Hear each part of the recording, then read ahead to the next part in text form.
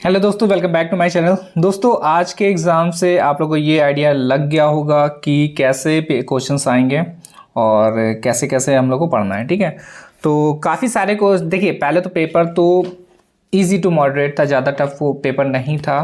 Normal question थे, जिन्होंने अच्छे से पढ़ा होगा, डीप थोड़ा से गए होंगे तो वो क्वेश्चन सॉल्व कर ले रहे थे। ठीक है, और ये है कि एमसीक्यू की जिन्होंने अच्छे से प्रैक्टिस करी होगी तो उनके क्वेश्चंस अच्छे जा रहे थे। और जो मैंने इंपॉर्टेंट टिप्स दी थी, जिसमें से एक 7 टाइप्स के थे, तो 7 टाइप्स में मैंने फुल फॉर्म भी बताए थे। तो फुल फॉर्म भी आपको 2 से 3 क्वेश्चन से मिले थे। ये छोटे छोटे जो टॉपिक है ना, ये आप लोगों को थोड़ा सा गेन कर देते हैं, नंबर जो क्या है ना गेनिंग कर देंगे। तो अब देखिए, जो पैडागोजी सब्जेक्ट है हमारा, साइंस हो गया, बायोलॉजी हो गया और मैथ्स है और जो भी एडिशनल जितने भी हैं, तो उसमें कुछ टॉपिक जो है क्या है ना सेम है। ठीक है, तो दोबारा वीडियो बनाने से कोई फ़ायदा नहीं है। जो साइंस की वीडियो है तो उसी से ही आप लोग रिवीजन कर लीजिएगा। जैसे कि आज वाले क्वेश्चन में निगमन आगमन से पूछा ही गया था, और भी जितनी विधियां हैं उनके बारे में पूछा ही गया था। मैथ्स में भी सारी वही टॉपिक्स हैं। ठीक है, तो दोबारा देखिए, एक बार अच्छी बात यह है कि सेम कुछ टॉपिक्स मिल जाएंगे तो ज़्यादा पढ़ना नहीं पड़ेगा। जो एडिशनल जो पढ़ना है वो हम लोग देख लेंगे। ठीक है, और अभी कोशिश ये कर रहे हैं कि जो सेम टॉपिक्स है तो उसकी एक वीडियो बना के आप लोग को दे दें, जिससे कि थोड़ा सा आसानी से आप लोग पढ़ सकें। ठीक है, और जो भी प्रैक्टिस करना है वो कर सकें। अब एक ये थोड़ा सा डिफ्रेंशिएट वाला क्वेश्चन है, और आप लोगों ने आज देखा ही होगा कि डिफ्रेंशिएट जितने भी क्वेश्चन मैंने करवाए थे तो उस पे से कुछ देखिए, सब तो फंसेगा नहीं, ये तो आपको भी पता है, हमको भी पता है। ठीक है, बट हेल्प मिलती है, ये बहुत है। थोड़े बहुत क्वेश्चंस की आपको हेल्प मिल गई होगी। जैसे कि मैंने इसका निगमन और आगमन का करवाया था, इकाई विधि का करवाया था। ठीक है, तो इससे एक दो क्वेश्चन सबसे आए हुए थे। तो वैसे ही ये विश्लेषण और संश्लेषण विधि में अंतर को आज हम लोग देखेंगे। सिर्फ इस पे यही वाला है, और फिर इसके बाद अब ये और नोट से देखते हैं क्या क्या बन सकते हैं। और इसमें भी हम लोग मैथ्स वाले में भी जो फुल फॉर्म्स हैं तो उनको देखेंगे। ठीक है, और क्या था, कथन देखिए, कथन जो मैंने वीडियो डाले थे उनमें से बहुत मेरे ख्याल से आई नहीं है, तो कोई वो नहीं है कथन को। बाकी अच्छे से ये है कि हाँ ठीक है, कथन अच्छे क्वेश्चन आए थे उसके भी। और बाकी चलिए देखते हैं, बट अभी सबसे पहले ये सॉल्व कर लेते हैं, विश्लेषण तथा संश्लेषण विधि में अंतर। ठीक है, तो थोड़ा सा ध्यान से देखिएगा और नोट डाउन जरूर करिएगा, क्योंकि आप लोगों ने खुद ही देखा है कि क्वेश्चंस कैसे घुमा घुमा के पूछे जा रहे हैं। ठीक है, तो पहला क्वेश्चन इस पे दिया गया, इस विधि में छात्रों को नवीन ज्ञान प्राप्त करने के लिए अवसर मिलता है। ठीक है, तो क्या कौन सा ज्ञान प्राप्त करने में छात्रों को नवीन ज्ञान, ठीक है, तो नए ज्ञान को प्राप्त करने का अवसर मिलता है किस पे, विश्लेषण विधि में। और संश्लेषण में क्या हो जाता है, इसमें छात्रों को पहले से ही तैयार सामग्री उपलब्ध हो जाती है, जिससे उन्हें अधिक परिश्रम नहीं करना पड़ता है। अब ये थोड़ा बहुत ये जो डिफरेंस है ये आ रहा होगा आपका आगमन और निगमन से। ठीक है, आगमन में क्या था, कुछ नया करते थे, निगमन में क्या था, वही पुराने फॉर्मूले दे दिए, लगाओ खत्म करो। ठीक है, तो थोड़ा बहुत देखिए, कहीं ना कहीं से कंपेयर करेंगे तो ज़्यादा सही रहेगा। दोनों देखिए डेफिनेशन सेम भी हो जाती है। देखिए सेम तो नहीं है, बट हाँ थोड़ा थोड़ा सेम हो रही है। फिर इसके बाद देखिए सेकंड में दी गई है, इस विधि द्वारा छात्रों में आत्मनिर्भरता तथा आत्मविश्वास का विकास होता है। ठीक है, आगमन में। और इसमें क्या होता है, निर्भरता तथा आत्मविश्वास की कमी रहती है, क्योंकि छात्र समस्याओं का हल स्वयं नहीं खोजते हैं। ठीक है, इस पे क्या है, स्वयं नहीं खोजते हैं, इसलिए उनको क्या है, जो विश्वास होता है वो थोड़ा सा कम रहता है। फिर है, इस विधि में समस्याओं को शीघ्र एवं स्वच्छता से हल करना नहीं सीख पाते हैं। ठीक है, क्या दिया गया है, इस विधि में क्या है, समस्याओं को शीघ्र, जल्दी एवं स्वच्छता से हल करना नहीं सीख पाते हैं। मगर इसमें क्या दिया गया है, समस्याओं को शीघ्रता से, स्वच्छता से और स्पष्टता से हल करने की दृष्टि से या एक उपयुक्त विधि है। ठीक है, मतलब कि क्या है, जब आगमन विधि में जब आप कुछ खोजेंगे तो खोजने में क्या होता है, थोड़ा सा टाइम लगेगा, कुछ गलतियां होंगी। और इस पे क्या है, आपका जो संश्लेषण विधि है इसमें क्या है कि हर चीज़ पकी पकाई मिल जाती, बस आपको बनाना है। ठीक है, तो रेडीमेड वही है, सारी चीज़ रेडीमेड मिल गई और आपने बना के खा लिया। तो इस पे विश्लेषण में क्या है, आपको खुद ही बनाना पड़ेगा, जो भी चीज़ बनानी पहले उसका प्रोसेस करो, वगैरह वगैरह वगैरह करो, और यहाँ पे सारा पका पका है, बस पकाओ खाओ खत्म करो। ठीक है, फिर इस पे नेक्स्ट पॉइंट दिया गया, इस विधि द्वारा इस बात को स्पष्ट उत्तर मिलता है कि रचना का कोई पद या उत्पत्ति का कोई पद क्यों लिया गया है। ठीक है, बट संश्लेषण में क्या हो जाता है, इस विधि द्वारा केवल यह प्रदर्शित किया जाता है कि उत्पत्ति या रचना का प्रत्येक पद सही है, परंतु क्यों सही है यह बात स्पष्ट नहीं होती है। ठीक है, और फिर इसके बाद एक और इम्पॉर्टेंट पॉइंट है, इस पे दिया गया विश्लेषण का अर्थ किसी समस्या को उसके विभिन्न भागों से विभाजित करना है। ठीक है, तो ये इंपॉर्टेंट है, देख लीजिएगा।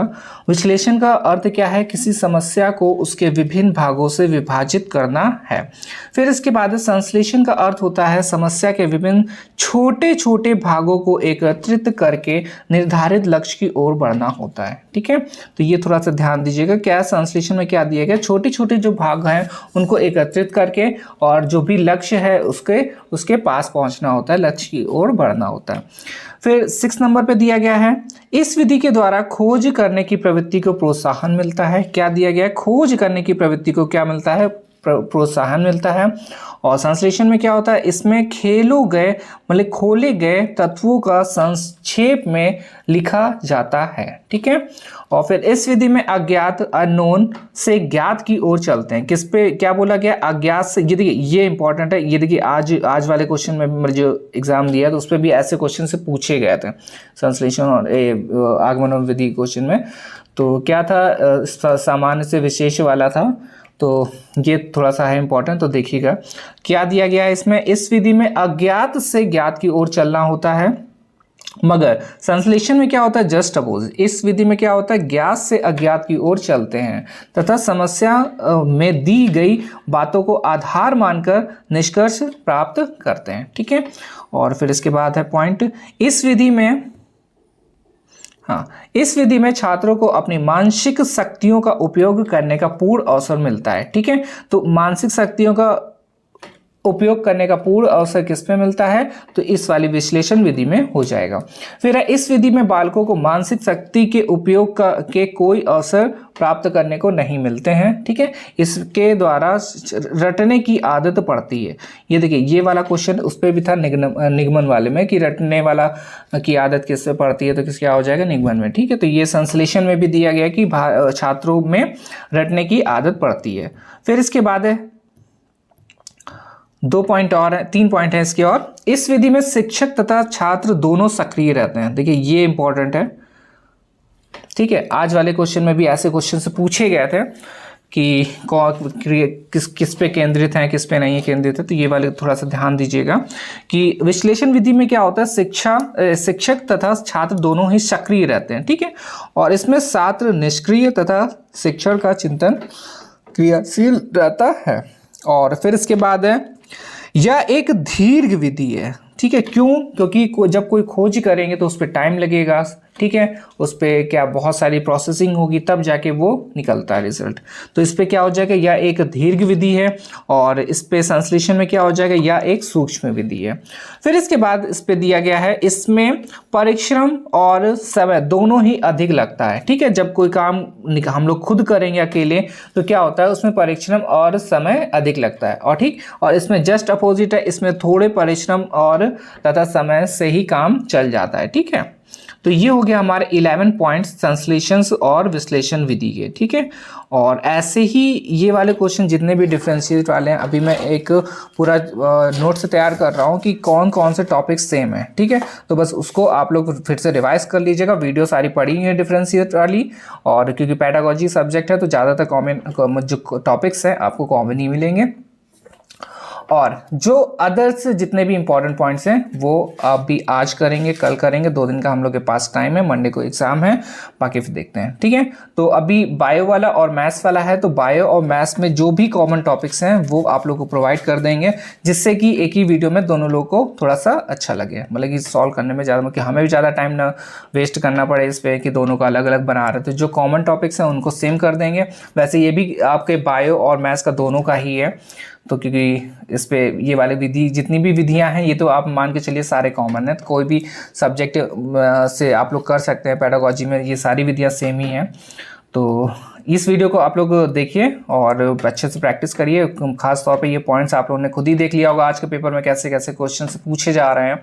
और डीपली जब तक आप लोग थोड़ा सा देखिए, डीपली का मतलब ये नहीं है, मैंने तभी ये डिफरेंशिएट वाले क्वेश्चन हैं इसलिए करवाए थे क्योंकि क्वेश्चन जब आता है एग्जाम टाइम पे तो क्या होता है, थोड़ी सी कन्फ्यूज़न हो जाती है, और कन्फ्यूज़न जहाँ होगी, दो चीज़ों में जहाँ कन्फ्यूज़न होती है वहाँ पे आंसर गलत होने के ज़्यादा चांस होते हैं। ठीक है, तो इसीलिए मैंने सबसे पहले एमसीक्यू ख़त्म करा, एमसीक्यू ख़त्म कर लिया, चलो ठीक है, दोबारा एमसीक्यू देखना है तो ठीक है देख लीजिए, थोड़ी सी प्रैक्टिस हो जाएगी। बट जो इम्पॉर्टेंट टॉपिक्स हैं, तभी मैंने फिजिकल साइंस के इम्पॉर्टेंट टॉपिक्स जो भी मुझे दिखे हैं वो सारे मैंने करवाई थी, और मेरे ख्याल से काफ़ी वीडियो भी हो गए थे, 13-14 शायद इसके इम्पॉर्टेंट पॉइंट्स हो गए, और डेफिनेशंस के भी हो गए। फिर लास्ट में जो ईयर्स पार्ट्स वाले क्वेश्चन दिए थे उससे भी आपके कितने 1-2 क्वेश्चन आए थे।